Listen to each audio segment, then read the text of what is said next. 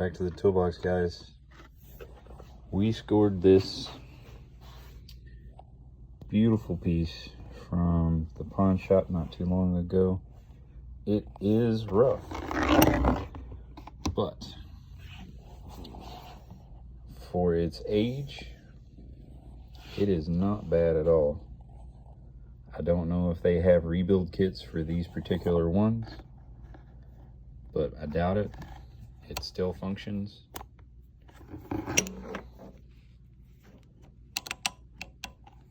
It's a little rough, but it still functions, still does what a ratchet's supposed to do. But if you look at that little 3 in there, and I researched my chart, it is a 1953 1/2 inch drive snap-on ratchet.